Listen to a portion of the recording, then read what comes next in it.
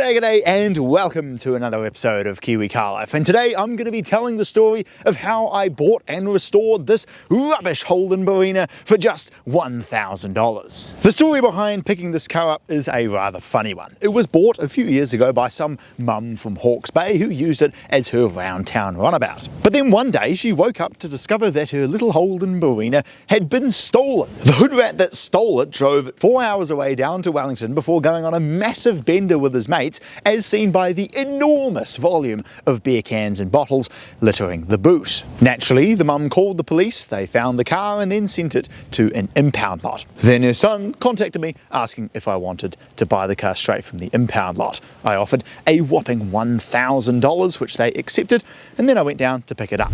Never in my life has the caliber of car that I was operating changed so drastically and immediately.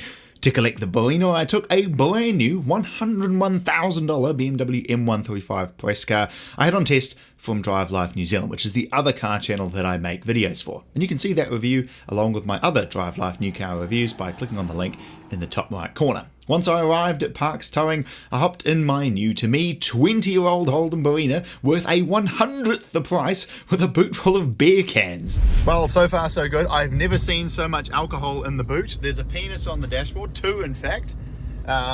Rubbish all throughout the entire car. It has not a droplet of fuel in it, and a whole lot of Glad wrap on the window, but otherwise, it's a beast. It's a third. Wow, feel the power of the 1.6. I promptly filled up the very empty tank, and after looking around and discovering to my surprise that there wasn't really a whole lot wrong with it, I drove it home. Wow, it's so fast!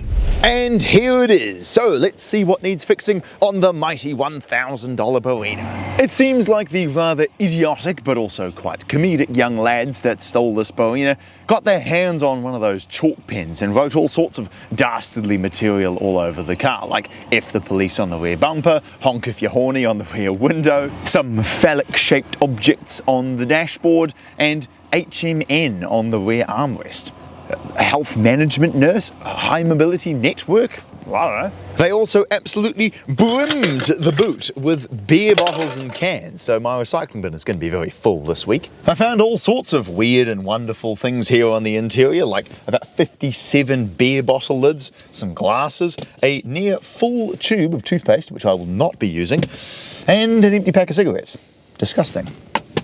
The warrant of fitness and registration expired a few weeks ago, so I need to get that sorted ASAP. As expected, there is no shortage of bumps and scrapes all over the car, and the black paint is extremely swirled. But otherwise, it's got potential. The clutch is good, the cam belt was changed only 15,000 Ks ago, and it was serviced late last year. Mechanically, it seems to be pretty much perfect, or at least as perfect as a 20-year-old Korean-built Daewoo Barina can be.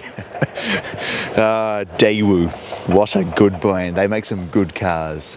Side note, GM is truly one of the automotive manufacturers of all time. Like, when researching this car, this model has, I'm not joking, 11 different names. People have a hard enough time figuring out the difference between a Honda Fit and a Honda Jazz, let alone this having 11 different combinations of 6 manufacturers and 8 different model names. Naturally, as this is Korean built, it was sold as a Daewoo, and in America as a Chevrolet, and then over here in Oceania as a Holden. But this was badged as a Suzuki Swift at some point. What? Why they don't just sell it as like one model worldwide, I really have no idea. But anyway, on with the video.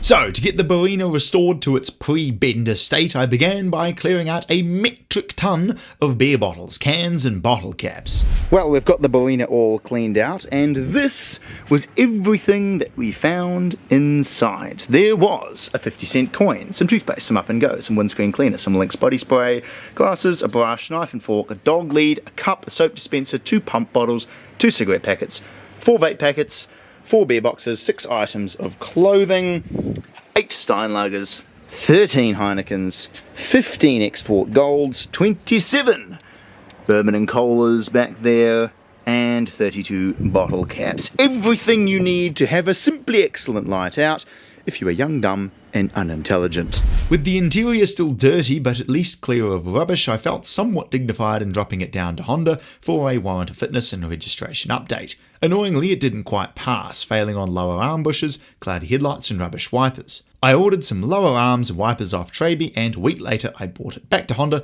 got all of the new bits installed, and then took the freshly waffed and registered Barina home to get it all cleaned up. I started by giving it a thorough wash, clearing off all of the profanity from the back end and the road grime that had built up on the car over years and years. With the car clean, I then clay barred all of the panels to get rid of any contaminants in the paint, making it nice and smooth, ready for polishing. I've generally never been much of a fan of black cars, as they get very hot and scratch easily. However, there's no denying that polishing them is extremely rewarding, as you can clearly see the results of your labour. As this car was very small, polishing didn't take too long, and by the end of the day, I had the exterior complete and looking nice and shiny. The next day I moved inside, giving the interior a solid vacuum and wiping down all of the plastics and trims. With all of the beer bottles cleared out, mechanical issues sorted, and the exterior washed and polished, it was time to find the Barina a new home.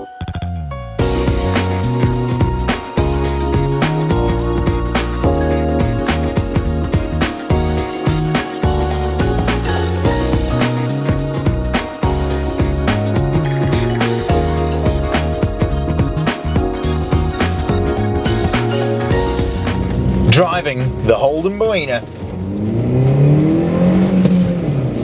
Wow! Feel the power of that 1.6 76 kilowatt at my disposal. Short gears from the 5-speed manual.